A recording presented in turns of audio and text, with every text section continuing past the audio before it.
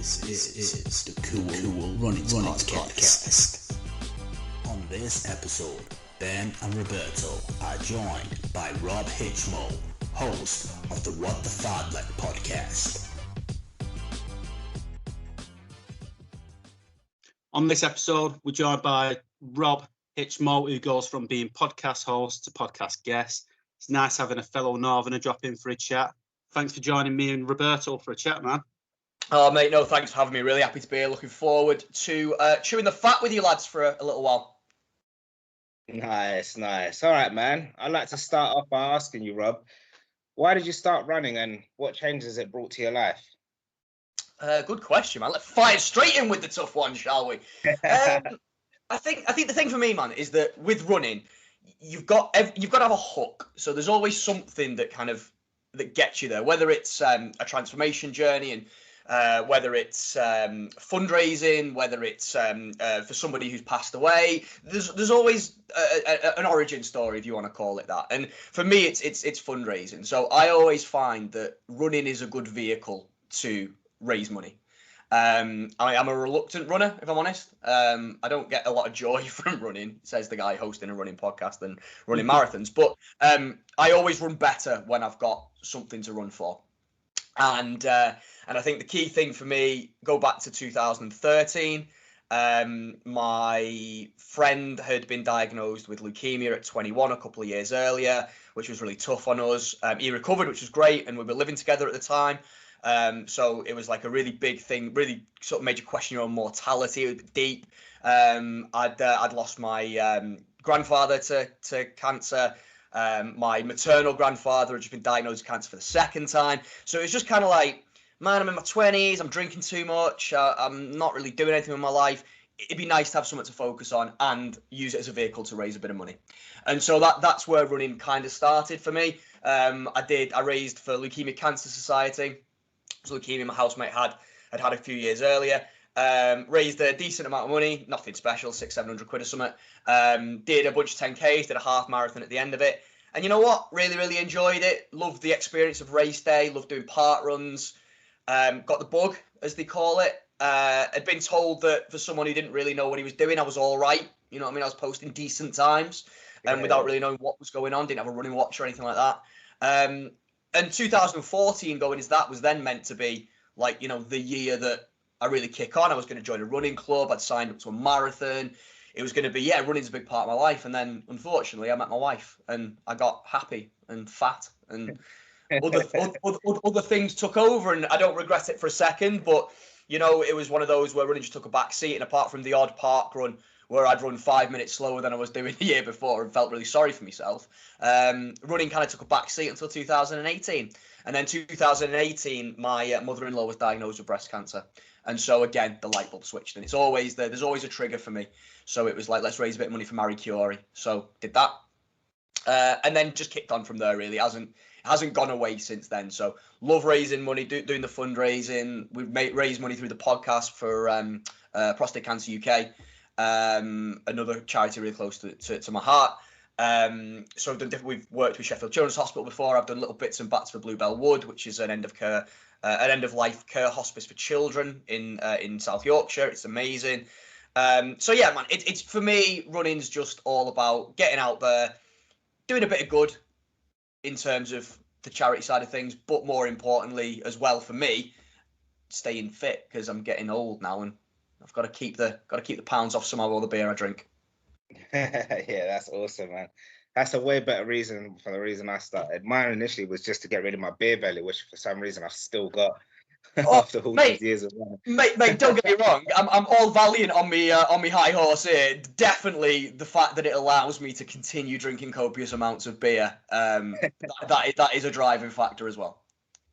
Legend. You know, what I absolutely love that you are doing it for a reason. You know, it gives you a focus, and I'm similar to you. You know, there's many days where I hit the ground running.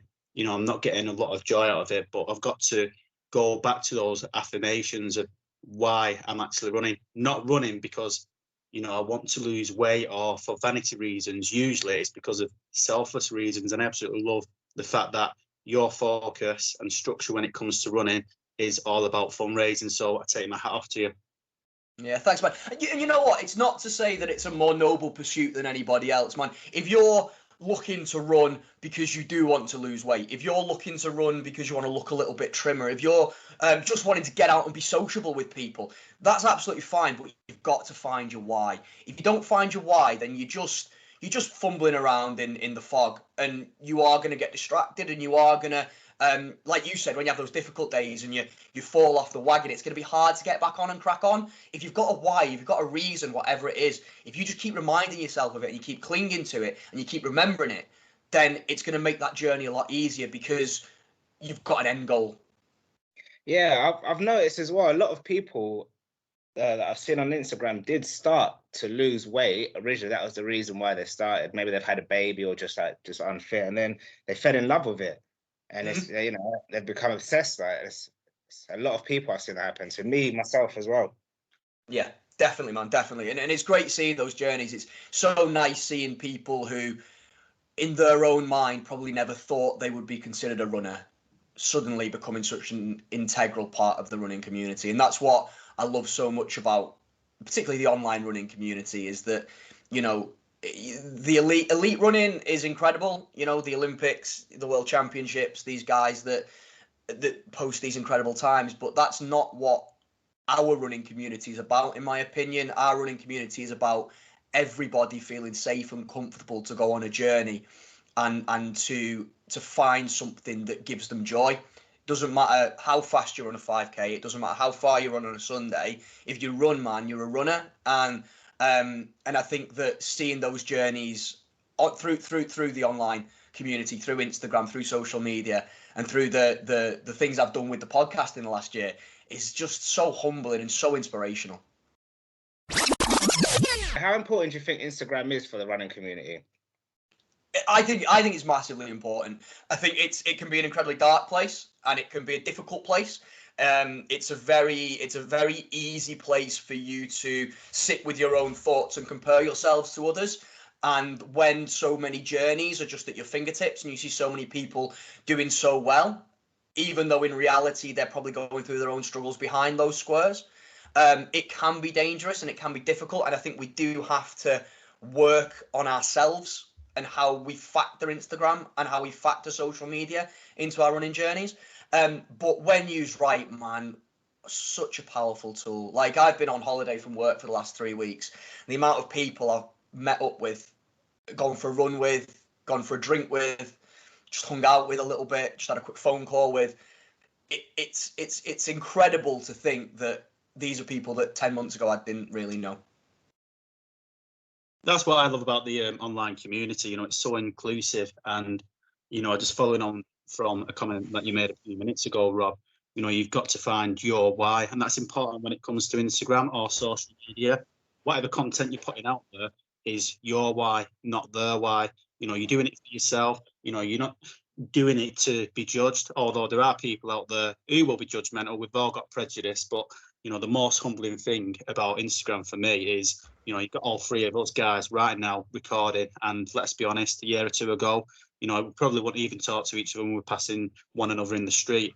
But that's the full thing about it, you know, with multiple miles away from each other recording this, and you know, I've just found that it's such a beautiful, you know, paradox to be part of.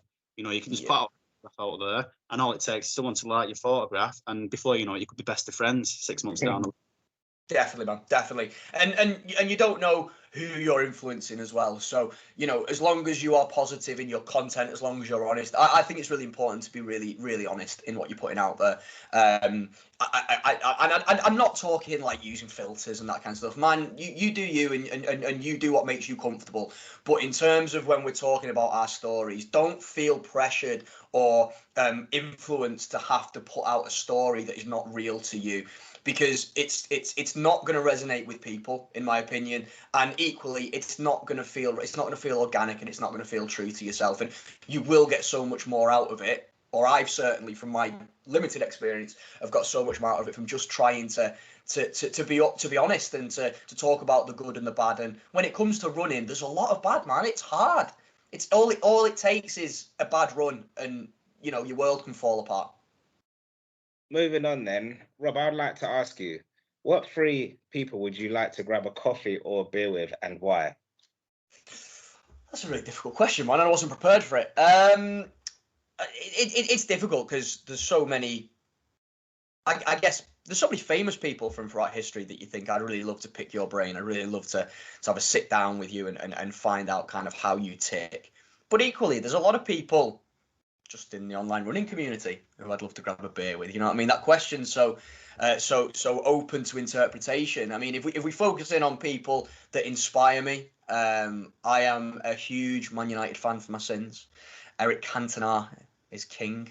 I would love to sit down and just let him talk absolute nonsense at me for an hour or two. Big fan of King Eric. You know what? I'd be really, really interested, and this is going to make me sound like an absolute raging socialist, and I am left-leaning in my political views, although I don't really like talking about it. But it's not from a fanboy perspective. I'd love to talk to Jeremy Corbyn and just find out what it's been like in that 8 years of Tory austerity, being the opposition and being this vilified and polarising character. That really divided a nation, and that the media just had such an agenda against, and he just plodded along and got on with it. And whether you like him or you don't like him, he's someone who's going to be remembered as a leader of the opposition. So I think I'd really love to chat to Jez. I don't know for a third one. You boys, I'd like to sit down and have a beer with you boys. That's a bit of a cop out answering it, but That's a wicked answer, you know. And like you say, you could have a beer or a coffee with anyone from the online community. You know, it'd end up looking like something from Feeding the 5,000. Mate, it'd be a party, I'd tell you that. Yeah. And I've got a burning question for you. You know, you've mentioned that you had a little bit of a brief relationship with running several years ago. Mm-hmm. You know, I know that I followed you for some time, and you had an even more brief, you know, relationship with running back in 2011 when life was not as structured and more turbulent. So what I want to know is, what would 2021 Rob say to 2011 Rob? Don't take yourself so seriously, man. Don't take yourself so seriously, and when you start taking your shirt off at a nightclub, it's time to go home. I absolutely love that, man. Yeah, because 2011 Rob did not heed that advice. But, you know, I've seen a couple of photographs of you from back in the day. Yeah, mate, I've got, there's plenty out there, don't you worry. But no, I think it's a really good question, actually, and I think it's difficult because, you know, if I knew what I know now when I was younger, but you wouldn't change it, would you? Because your journey brings you to where you are today. You know, if I'd done anything differently, it might have meant I didn't meet my wife. Is that something I want to think about? No. If I hadn't been on the journey I've been on, would I have the friends I have? Would I have the relationships I have? Would I have the job I have? Would I have the podcast that I have? No, probably not. So yeah, I think apart from telling him to just calm down a little bit and stop thinking you're funny because you're not, I think I'd probably do most of the stuff the same. Yeah, man. I won't go back and relive it though. It's cringe-worthy, man. But it's all part of what's got me here, for better or worse. Yeah, just advise them. 2011 Rob, leave the Jägermeisters alone. Oh mate, don't talk to me about Jägermeisters. That's different. That's a different conversation. Was that your choice of drink? 2011. Oh, mate, Jaeger bomb. Yeah, Jaeger bombs were big in the late noughties, weren't they? That was like Jaeger bombs and Blue Wickeds and bottles of Orange Reef and yeah, you name it. If it didn't taste like booze, then I drank it. Yeah. Nice. I absolutely love the good vibes that you're putting out, you know, in terms of the podcast, your Instagram. You know, I know that you meet numerous people that you've met on Instagram, and, you know, I can see that you've become massively immersed in the sport of running. So what we're going to do is I'm going to ask you for your first song recommendation. What one song is on your playlist that is regularly played when you're out pounding the streets? Yeah, man. So my music taste is, I'm not going to say eclectic because that gives the impression that I'm cultured when it comes to music, and I'm not. I just listen to what I like. But I don't like the idea of sort of pigeonholing into one genre, because I think it just stops you from liking something that you might like. So I know we're doing a couple of these questions throughout, and they'll probably be quite varied, but the one song that no matter what I'm doing, whether it's a short run playlist, it's always the song that goes on at 4K.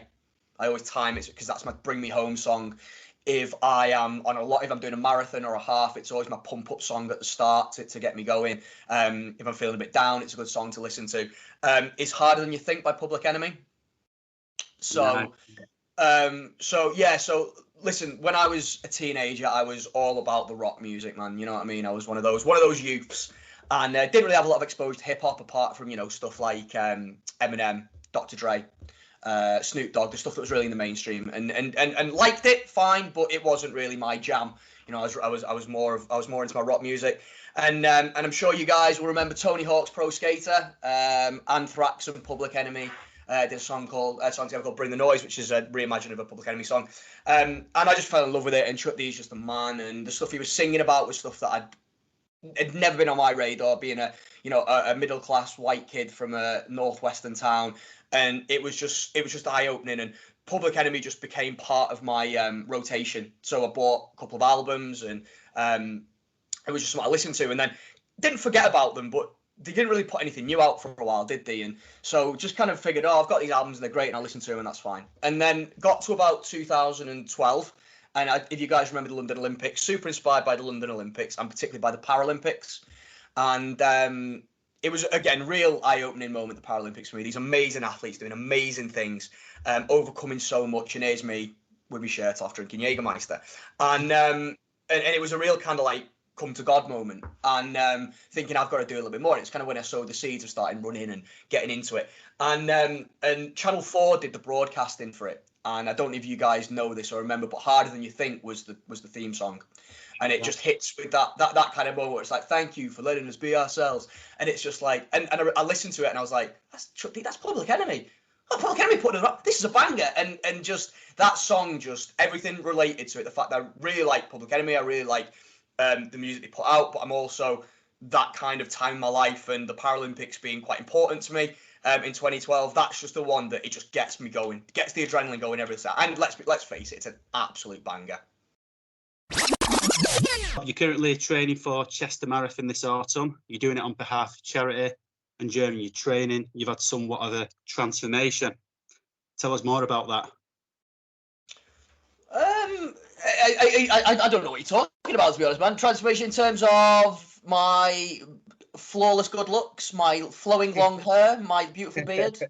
What are we on about? Well, the alternative question I'm going to ask you, and it probably would sound wrong, which I'm not going to out now anyway, because I'm mentioning it. Well, I was actually going to say, during your training, something's been growing. Tell us about that. The face. Yeah, there we go. We got. I didn't really know what it was. I was like, I've not really transformed that much. No, I guess it is a bit of a change, isn't it, from January? Yeah, the beard and the hair. It was just a part of fundraising, man.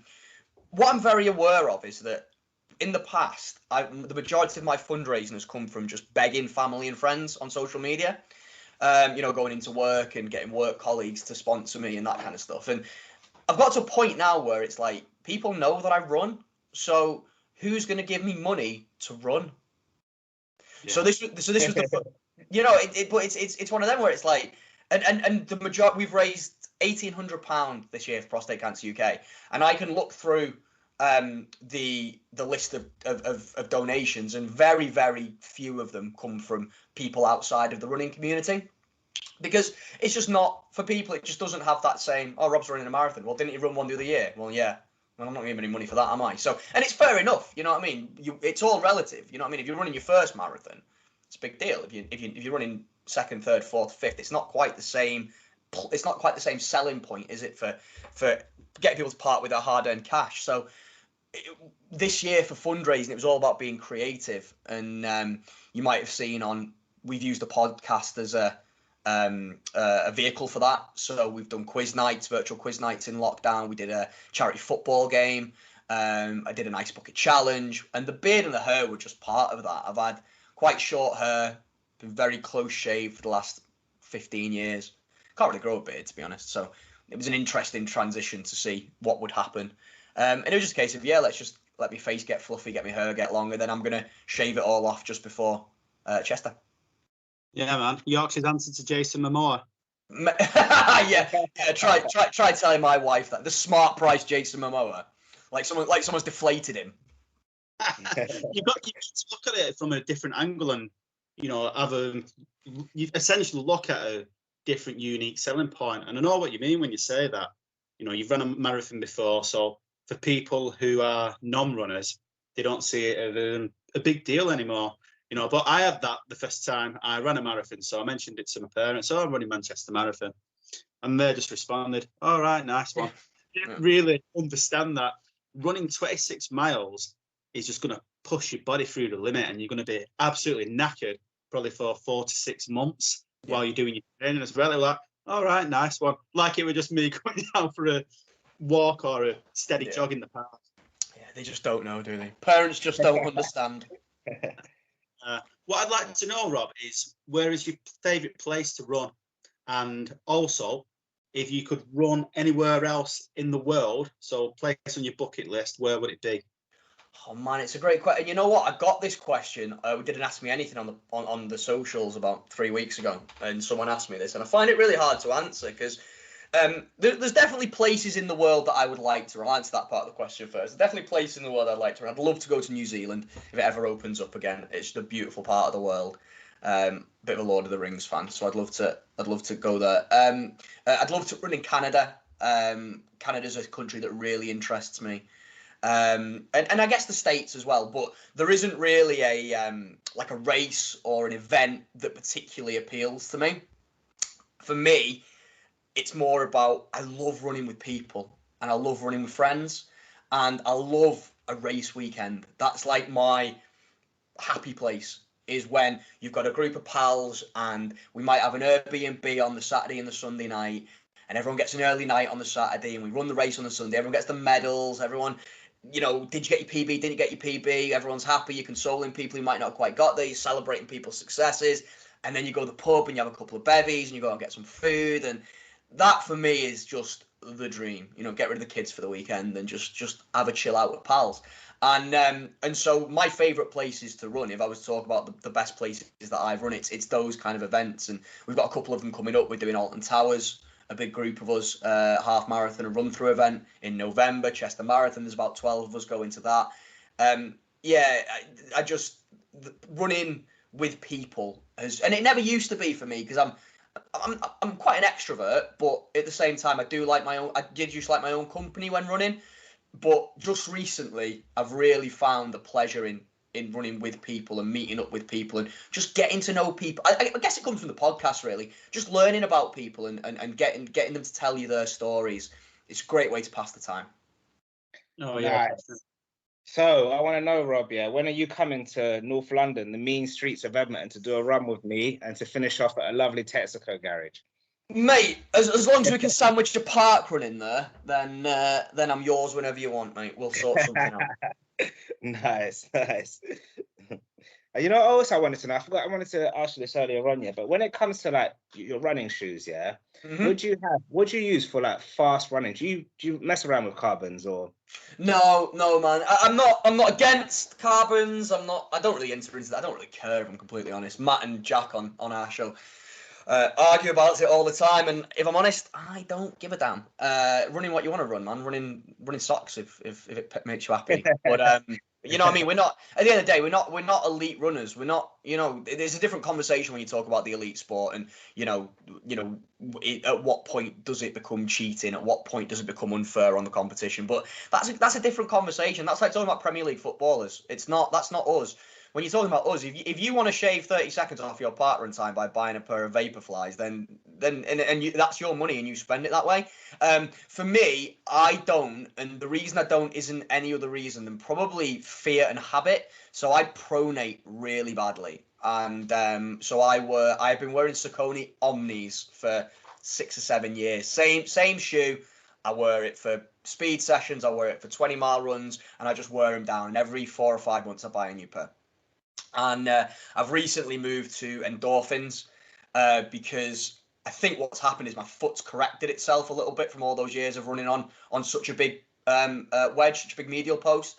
Yeah. So it was actually hurting the outside of my foot running on Omnis. So I've gone down to a smaller medial post. But even so, the idea of wearing a neutral shoe, because let's face it, these carbon plated shoes, they're all neutral Yeah. flat with the plate underneath them, with the bar underneath them. I just worry that it's going to mess my shins up. I'm also far too cheap to spend 250 quid on a pair as well. But yeah, no, that's the only reason I don't. I mean, they definitely have a positive impact. They definitely make you go faster. There's the placebo effect in there as well. I think you feel $1 million when you're wearing them. For me, if you want to wear them, go nuts. Absolutely power to you. But yeah, I like my Sauconys, man. I plod along. I'm not that fast anyway, to be fair. So Yeah. What's 30 seconds on a PB? Yeah, no, I completely understand. That's nice, man. All right, then.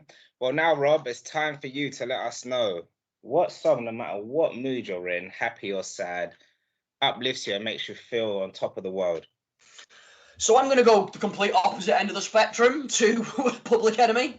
Like I said, not eclectic by any stretch of the imagination, but I do listen to what I listen to and I like what I like. And if I hear a song, I like it. I grew up in a house. My mum was obsessed with Daryl Hall and John Oates. Obsessed. And so I, by proxy, am obsessed with Daryl Hall and John Oates.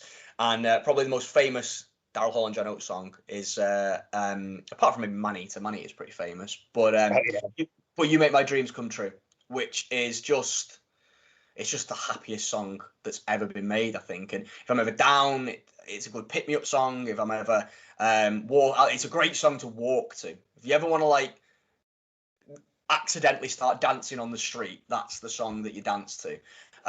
It's also just happens to be, it's the song that my wife and I left our wedding to. So it's the song we walked out of our ceremony room to. So it's got some significance there for me. So yeah, man, Hall and Oates, a banger for a completely different reason. But You Make My Dreams Come True is my happy song. I know you've got the Chester Marathon coming up soon. Mm-hmm. What else have you got in the pipeline? Absolutely nothing. Absolutely nothing, man. So we've got some, from a podcast perspective, it's just more of the same. So we want to keep putting the product out there. We want people to keep listening. We want people to keep engaging. We want people to keep enjoying it. As long as people keep telling me they like it, I'm going to keep making them, whether it's 1,000 people or one person. We do want to build the community stuff more. So now that the world's opened up a little bit, we want to move to a place where we can start doing more meetups, maybe some organised race events. We're doing the Alton Towers. I mentioned that a little bit earlier on. There's going to be quite a few people from that. Run Through have been dead supportive of us. Maybe some some social events, like a Christmas party or something like that. They said that's not an exclusive. It's just come off the top of my head. But yeah, we just want to keep growing and keep bringing people together. So that's from the podcast perspective.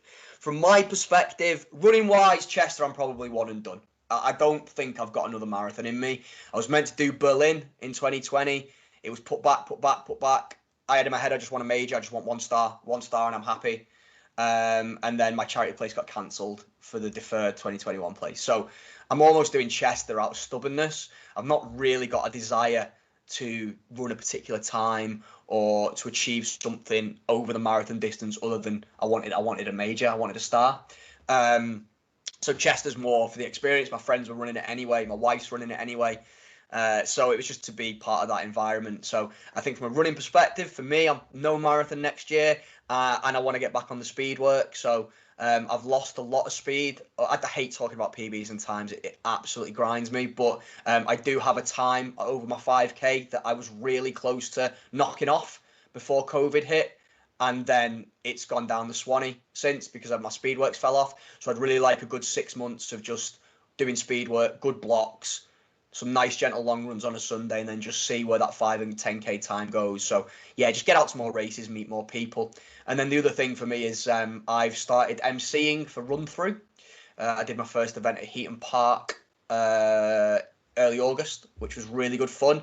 I interviewed Matt Wood, who's the founder of Run Through, a few weeks ago on the podcast, and we got chatting after. He's a really nice guy, and he gave me an opportunity to do that. I'm doing some more of that in December, and then hopefully into 2022, it'll be something that I can pick up some more dates. Really enjoy doing it, as you can tell. Love the sound of my own voice.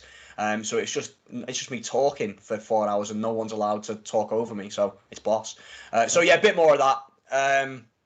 That's it, man. Just finding my happy again, finding the love of running, because COVID's been crap on it, man. So just getting back into running with people, running park runs, doing races, getting medals, meeting new people, and having a beer afterwards. Yeah, that's sweet, and I just want to congratulate you on the MCing work with Run Through. So, I presume that was the backup to MCing with Public Enemy. Mate, yeah, they did. What did it? There wasn't a spot, unfortunately. Yeah, no, I had to take the cop out choice and do race events instead. But you never know. I'm still waiting for the phone call. Chuck D, if you're listening. All right, then. Before we call it a day, man, where can we find you? Or your podcast and your Instagram handle, if you've got a Twitter, a MySpace. No, I'm just joking. Mate, I was the king of MySpace in 04. You do not know. Yeah, man. So me first. So if you want to follow me on Instagram, I'm at Little Runner Boy Rob. I'm also on Twitter. I don't use it as much. I mostly just repost and retweet podcast stuff. So you can follow me at Rob Hitchmough. But I don't really post on there. You'll just see a load of gumph that you'd find on the podcast page. If you want to follow the podcast, we're all over all social media like a rash. Just search What the Fartlek. Can't remember the exact handles. Things like What the Fartlek _podcast on Instagram and What the Fartlek podcast on Twitter. But Facebook, Twitter, YouTube, Instagram. Just type in What the Fartlek. You'll find us. We have a website, www.whatthefartlek.com. You can actually get all of our episodes on there. If you don't want to, I don't know why you wouldn't want to use Spotify or Apple, but if you don't, you can get them on there. And we try and update that with some news stuff and the community stuff that we do as well. And that's about it, really. That's pretty much everywhere you can find me. Come and talk to me. Yeah, come and talk to me. DMs are always open. All right. Is there anyone you'd like to give a shout out to? Oh man, so big shout out to you lads, first and foremost. Just good on you for getting this off the ground, for having a go at it. I think it's going to be amazing. I love the amalgamation of the running and the music. I think it's a really good niche. You're going to smash it. Predict big things for you, but thank you for having me on. Very, very happy to be here. Big shout out to What the Fartlek team. Those guys work very hard to make me look better than I am. So to Joe and Paul and Lou, Jack, got to shout out, sorry, my wife Sammy, of course, and my work wife Matt. So they jostle for my love, and I love them both equally. And yeah, man, just everyone on Instagram, like, you guys are boss. Like, just keep talking. If you want to go for a run or you want to go for a pint, just message me, man. I'm always up for it. Yeah, keep being awesome, man. Just everyone out there, just keep doing you. Keep pushing. Keep those goals what you want them to be, not what other people expect them to be, and just keep being freaking phenomenal, man. Because you all inspire me every day. Well, you know what I'm going to do, Rob? I'm going to put you on the spot. Both aren't too far away from the Pennine Way, so how about we hit the trails? That sounds good to me, mate. I reckon we can get something in for that, definitely. I'm down. I'm definitely down. Yeah, drag you up from London. Yeah. Just a word of warning, though, Roberto. You do know it's like Winterfell up here, don't you? Yeah. Oh, yeah. Do you know what? Yeah, I honestly do prefer running in the cold. Yeah, it's really cold, especially up on the Pennine Way. Yeah. Well, I just want to thank you once again for joining us, Rob. It's been an absolute pleasure. Massive kudos going your way. Going to finish off in style and ask you, if every single album apart from one was destroyed, which one would you save? Mate, I hated this question when you sent it to me because, being honest, like I go in hard on albums. Like, I have like a lot of music on rotation, but what I tend to find is like I've lived away from home for years. Like since I was 18, I've always been away from family in my hometown, and so I travel a lot. And music's kind of like my security blanket. So I'll always have like one album, usually each year, that's just absolutely on rotation all the time. It's kind of like familiarity. It kind of like keeps my anchor. It keeps me grounded. And so I could probably pick an album for every year of my life that is meaningful to me. Like I could go back to being 14, 15 years old and, feeling a bit weird and a bit different to everybody else and not having many pals and being bullied and suddenly finding Nirvana and finding Live and Unplugged in New York and just listening to the absolute pain in Kurt Cobain's voice and just thinking, right, these are my people. You know what I mean? This is my music, and just listening to it all the time. I could fast forward to being 19 and being in I moved to Paris for a year on my own, and making a friend out there who was really into his hip hop and his northeast hip hop. So I always call it like Dave Chappelle hip hop, basically anyone that was on Chappelle's Block Party, that kind of really political, intellectual sort of hip hop. Your likes of Mos Def, Talib Kweli, Pharoah Monch, Jill Scott, Erykah Badu, The Roots, GLC, Consequence, Common, like all that music and the phrenology. Say that again, sorry, mate. I'm in love with you. Mate, and Phrenology by The Roots was just on constant rotation. That just takes me back to Paris, like when The Seed comes on, just like that walking through that concrete jungle and all those amazing sights. But I think if I've got to pick one, the one album that stands out probably just from a happy memory perspective is an album called Modern Vampires of the City by Vampire Weekend. So I was big into Vampire Weekend. I really got into Vampire Weekend, in about 2012, 2013. Went to see them live, fell in love with them. That album's just amazing. You find something new every song, every time you listen to it. And it was also the year I met my wife. And she lived in my hometown. We'd known each other when we were kids, and then we reconnected when we got a bit older. And so we were long distance for that first year and a half. And so every other weekend I was on a train from Sheffield to Widnes, an hour and 40 minutes, and it was always Modern Vampires of the City that was on rotation. And it just listening to that album now just makes me think of, we didn't have kids, we didn't have responsibility. I was going back to see someone I was absolutely besotted with, and I was going back to have fun and see old friends that I'd reconnected with because they were in my hometown, and we were going on nights out and we were going out for meals, and it was just a really happy time in my life. So that's probably the one that, if I want to evoke the best memories, I think that's the one that stands just a little bit above the others. That's unreal, man. And I'm sure that you've got a few people welling up, tears falling from their eyes. Yeah, well, she I was under duress to say it, otherwise she said she wasn't gonna cook me tea. So. Wicked, man. That's a really good answer. I just want to ask you, on the album, which song do you want to play right now? Oh, mate, yeah, again, difficult because there's so many good songs. Like Diane Young is an absolute tune. I think that Helen Hunt. No, I think the Hannah Hunt. Sorry, the one for me is Yahe. Yahe that's just really uplifting, but a little bit kind of like dark at the same time, and it's a really good melodic one to listen to. So yeah, Yahe by Vampire Weekend. All right, nice one. So we'll finish off and we'll press play. Thanks for joining us once again, Rob. Yeah, cheers, lads. Have a great one. That's all for this episode of Cool Runnings. We hope you enjoyed the conversation and it's filled you with good vibes. All right, everyone. If you enjoyed what we're doing, please spread the word. Let us know on Instagram. You can find us at Cool Runnings Pod. I repeat, at Cool Runnings Pod. We'd love to hear all your feedback. We also want to thank you, listeners, for tuning in. Keep up to date on future episodes by following the podcast on Spotify, and we will see you next time. Also, a massive thank you to Max Co for our intro and outro music, guys. Until next time, peace out.